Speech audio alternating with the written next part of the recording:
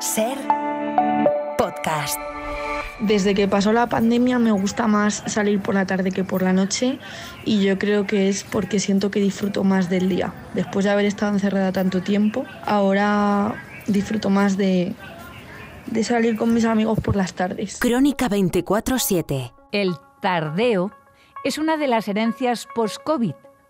Sí, es una de las herencias del confinamiento que paró el mundo hace 5 años. Eva Aguado. Yo además que fui de los que estuvo 70 días en casa sin salir para absolutamente nada, y además cuando daban esa opción de salir a pasear durante 1 hora para hacer deporte, muchos días ni siquiera salía porque te acostumbras a esa vida de casa. Bueno, pues aprovechas mucho más los ratos que tienes de ocio, ya sea ir a tomar una caña al centro. Y lo prueban los datos. Salimos de casa, del encierro casero que nos protegió del virus, con tantas ganas de no volver a entrar, que los bares han adelantado 2 horas su oferta de bebidas. Cuando es una persona la que lleva la mascarilla y se tiene que proteger a sí mismo, la más eficaz es la FFP3. Otro cambio. Pasamos de ser expertos en mascarillas, Pues aunque parezca mentira, es posible tener una rutina de skincare efectiva con solamente 3 productos. a convertirnos en expertos en cremas. En los últimos años, el consumo de cosméticos ha crecido un 10%. Episodio 168. Y algo de teletrabajo también se ha quedado. Antes de que el virus parara nuestras vidas, el teletrabajo en España no llegaba al 8%, ahora supera el 14%. Suerte, conseguí trabajo gracias al teletrabajo en una empresa de Barcelona, residiendo en León, y realmente me ha ido bastante bien en ese ámbito. En Crónica 24/7 te contamos qué ha cambiado. Desde el COVID sí que me di cuenta que uso mucho más el móvil, sobre todo con las redes sociales, a la hora de comunicarme con la gente. ¿Y qué sigue igual 5 años después del COVID? La verdad es que los primeros años sí que cambié hábitos. No sé, incrementas la higiene, tienes más cuidado, te pones mascarilla cada vez que estornudas. Ahora bien, pasados los años, pues yo creo que hemos vuelto a lo mismo, a nuestra situación basal anterior a la pandemia. Mucho tardeo, más cremas y algo de teletrabajo.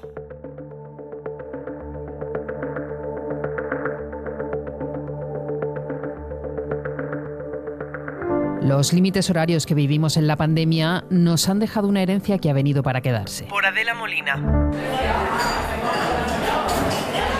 El tardeo. Yo lo prefiero a salir por la noche, sobre todo desde el COVID. Me he acostumbrado a salir más todo el día que a salir de fiesta de discoteca. Ya era costumbre en muchos lugares. Albacete y Murcia, de hecho, se disputan la idea, pero en estos 5 años se ha consolidado especialmente en familias jóvenes. Antes, pues yo que sé, cuando eres más joven sales un poquito hasta las 6, 7 de la mañana y el día siguiente pues lo pierdes. Y de esta manera pues el día siguiente no estás metido en la cama el día entero. Más ahora que ya trabajando y demás, pues intentas aprovechar al máximo los fines de semana, no perder el fin de acostada sin salir. Para la hostelería, que tanto sufrió con restricciones y confinamientos, el tardeo ha sido un alivio económico. Lo han notado ellos y las marcas. Ignacio Vázquez es el director para España de Bacardí. Los locales de hostelería que han ampliado su franja horaria para acomodar el fenómeno de tardeo están creciendo la facturación media en torno a un 25%. El sector sigue con todo sin recuperarse del golpe de la crisis sanitaria. El consumo de bebidas espirituosas, sin contar cerveza y vino, cayó un 80% durante lo peor de la pandemia. Hasta 2023 no se acercó a niveles previos, con un consumo en España de 187 millones de litros. 2024 ha ido en la misma línea y la patronal ya ha dicho que su previsión es acabar en plano. La nueva normalidad post-COVID también ha obligado a la industria a orientar su oferta. El tipo de bebidas que se están consumiendo pues también cambia un poco, ¿no?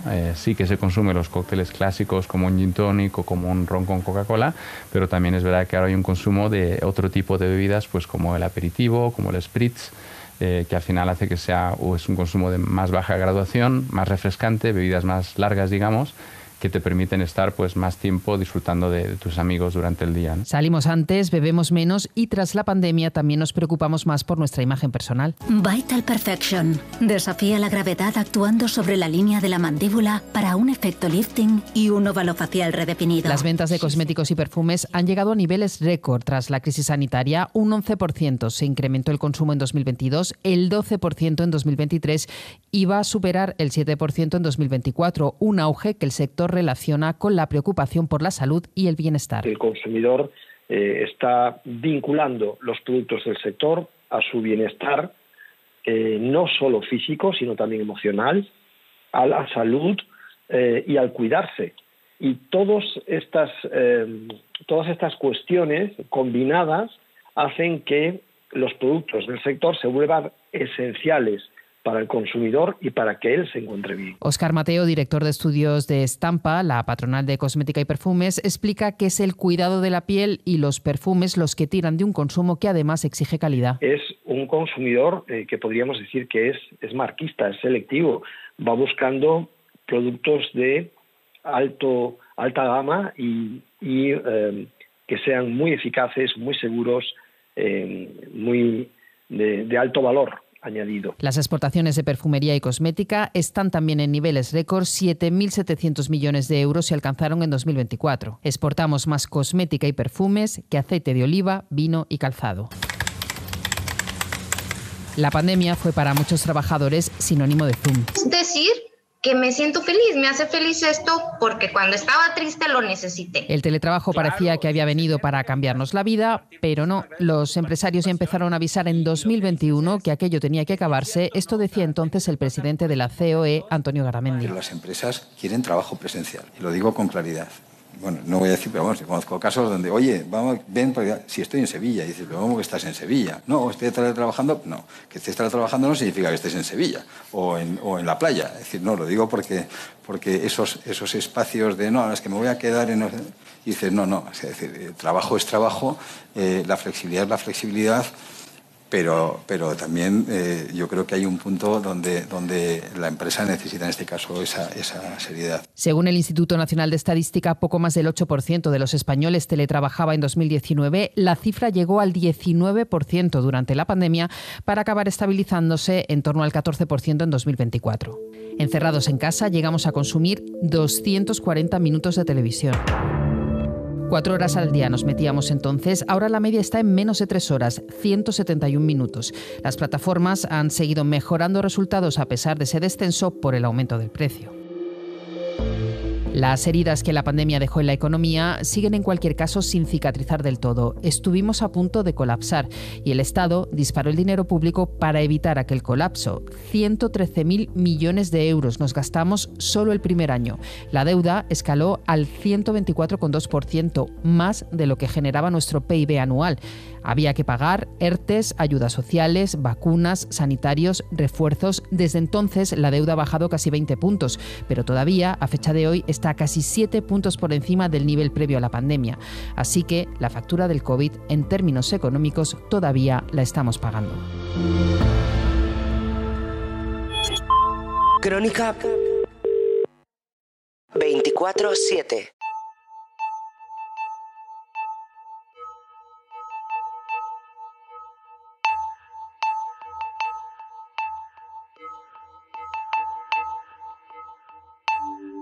He ido hoy mismo, me está yendo muy bien.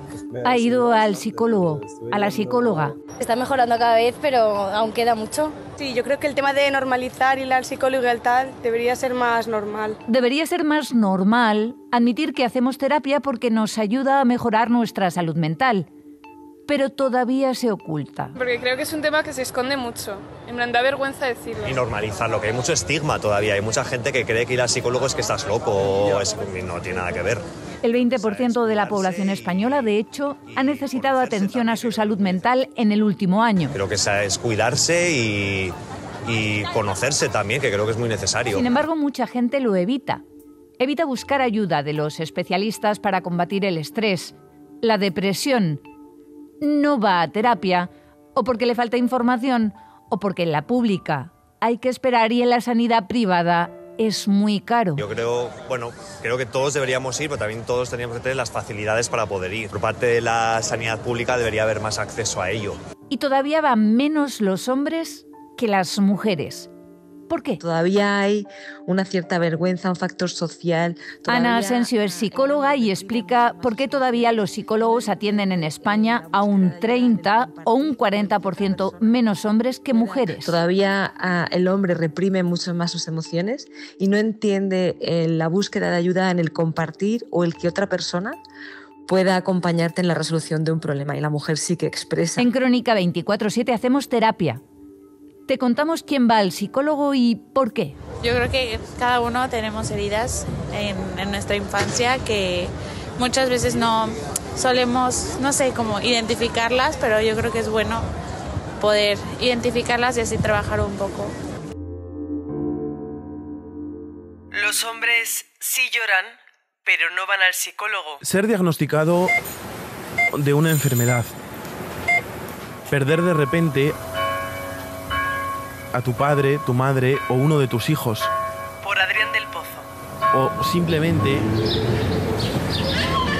pasar una mala racha, verlo todo gris y necesitar desahogarte con alguien.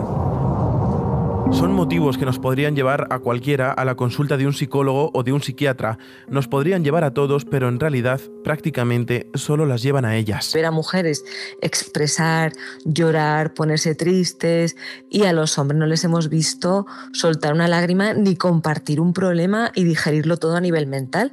Y aunque eso afortunadamente cada día va cambiando, pero todavía estamos muy al principio del camino. Es Ana Asensio, psicóloga, tan al principio del camino que, según distintos estudios, solo 1 de cada 3 o 1 de cada 4 pacientes de las consultas de psicólogos son hombres. Ellos tienen que percibir como muy grave la situación para que busquen esa ayuda psicológica. La mujer tarda mucho menos. Y esa mayor tardanza, como explica Miguel Trujillo, psicólogo, tiene varias causas, aunque hay una que es clave: la masculinidad mal entendida. Esa barrera que son los roles de género. Nos han educado desde pequeños con esa idea de que tenemos que ser fuertes, autosuficientes. Todo eso conlleva a que buscar ayuda es un síntoma de afirmar tu debilidad y tu vulnerabilidad. Los chicos no lloran, hay que ser fuerte, venga machote, pero ¿por qué no vas a compartir tus emociones? Si eres una persona, las tienes igual.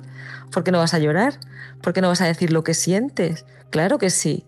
Y hasta la fecha pues todavía tenemos un poco esos clichés. Ignacio y David consiguieron romper esa barrera y pidieron ayuda psicológica. En realidad las circunstancias les obligaron a romperla cuando les diagnosticaron un cáncer. La idea de ir a un psicólogo siempre era vista como un signo de debilidad. Entonces, por supuesto, yo tuve dudas. Yo no terminaba de ver la ayuda antes de todo esto de los servicios profesionales de psicólogos y psicólogas. Hemos sido educados con la frase típica de los hombres no lloran, que yo creo que ha hecho mucho daño en ese sentido y que lo solucionamos todo tomando unas cañas con los amigos, desahogándonos con los amigos. Lo dicen los psicólogos, lo dicen los pacientes y lo dicen los datos. Además de ir menos a terapia, los hombres también se tratan menos farmacológicamente. El 34% de las mujeres españolas toman algún tipo de psicofármaco frente al 17% de los hombres.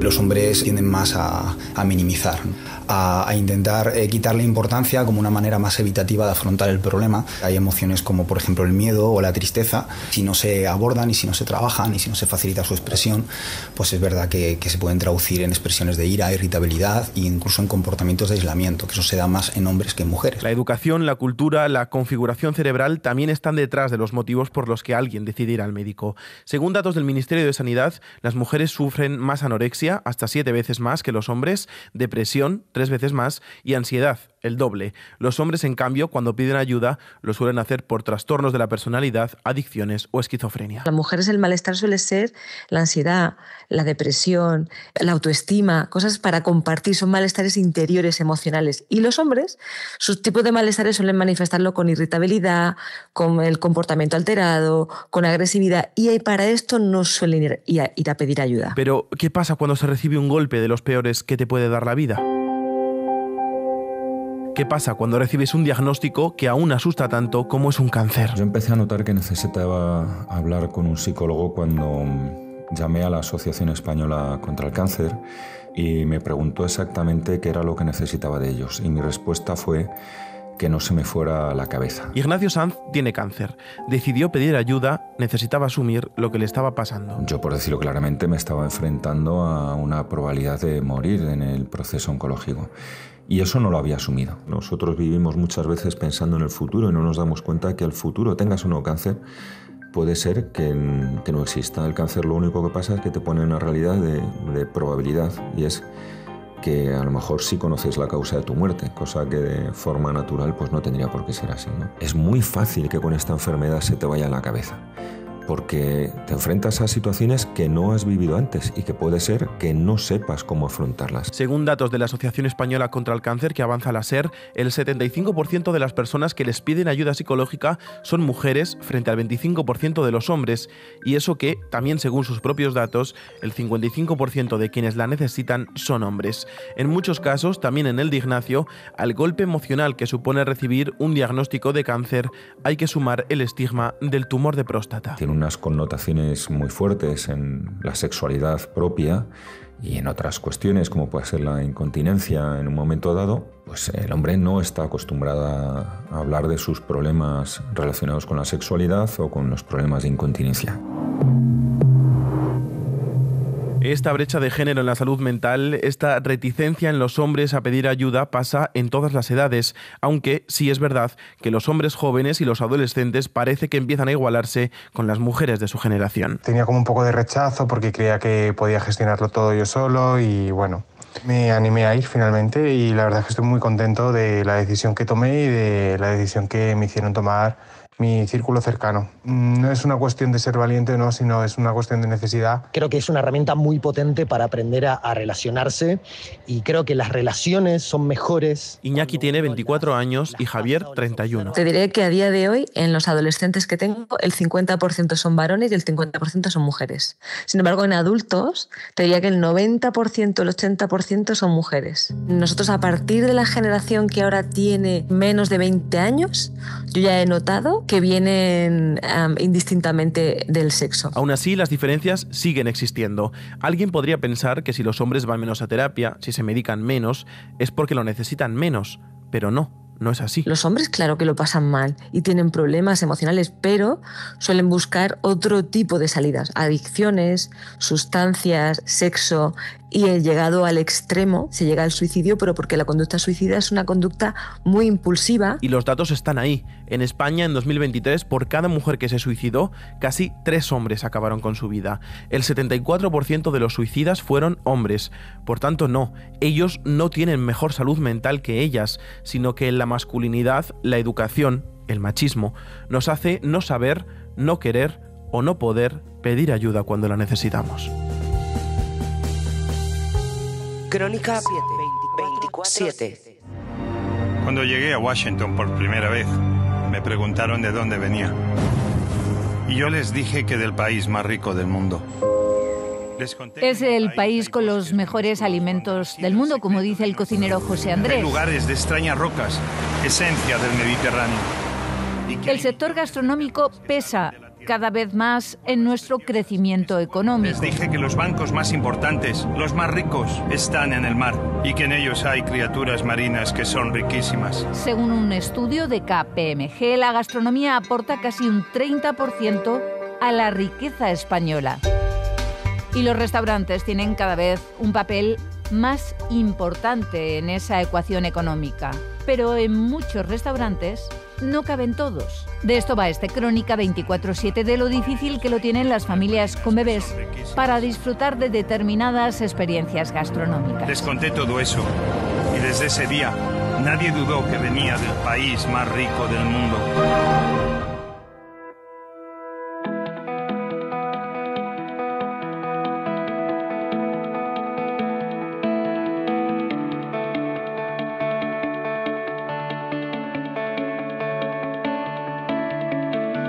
Restaurantes no cambian. En 2016 se viralizó la imagen de un hombre de Florida cambiándole el pañal a su bebé en cuclillas en un baño. Una imagen que avivó el debate y puso en marcha varias reformas legislativas en Estados Unidos o Colombia y de forma muy tímida también en España, donde algunos ayuntamientos ordenaron instalar cambiadores en edificios de organismos públicos. Por Carlos Cano. Pero claro, eso fue una gota en el desierto. Laura Baena es la fundadora del Club de las Malas Madres. Lo que vemos ahí es una falta de reconocimiento social de la maternidad, paternidad y una falta de perspectiva de la infancia total. A mí es que me cabrea muchísimo, ¿no? Que los niños y las niñas no tengan voz en este país ni en ninguno, porque al final, bueno, pues eso que dicen de no votan, ¿no? Pues seguramente tenga mucho que ver, ¿no? Yo me las he visto y deseado, ¿no? Y te ves en un váter sentada con el bebé encima de tus piernas para cambiarle de aquella manera. Te sientes realmente frustrada, discriminada y aparte en una sociedad que no importas, ¿no? El bebé y quien cuida a ese bebé. Y te sientes, de verdad, te sientes como incluso maltratada. Pero centrémonos en los bares y restaurantes, porque ahí lo normal es que no haya cambiador y que si lo hay, esté en el baño de mujeres.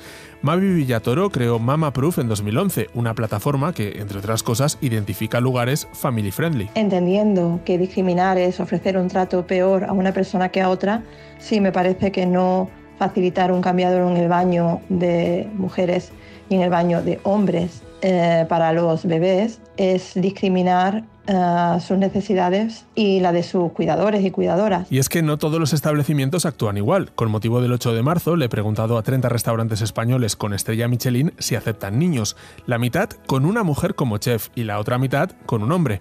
Pues bien, después de analizar 27 respuestas, el 100% de los restaurantes liderados por mujeres aceptan niños, incluido el Arzac de San Sebastián con 3 estrellas Michelin. Elena Arzac. Los niños siempre han sido bienvenidos y serán bienvenidos. Es un restaurante para todo el mundo. Estamos muy acostumbrados a tratar a los niños, ¿no? Evidentemente, si es un bebé, pues puede llorar.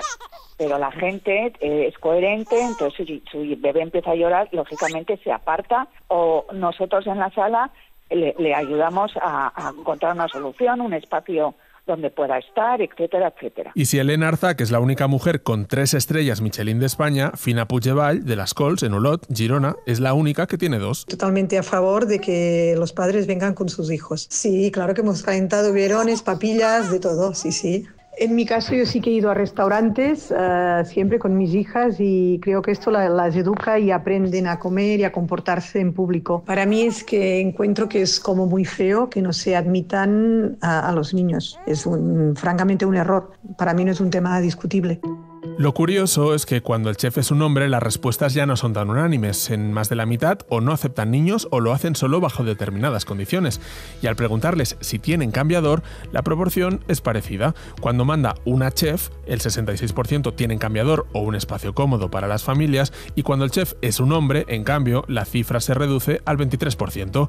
Hay sesgo por género, eso es evidente. La cocinera María Nicolau, autora de Quemo, tiene una explicación. Esta es la misma cuestión de fondo que está en por qué no hay mujeres en la alta gastronomía o en las altas esferas de cualquier ámbito laboral. Los hombres nunca tienen en cuenta la fecundidad en la ecuación en nada de lo que hacen, porque ellas piensan y cargan por este bien mayor y entregan todo, sus ambiciones, todo. Es desesperante.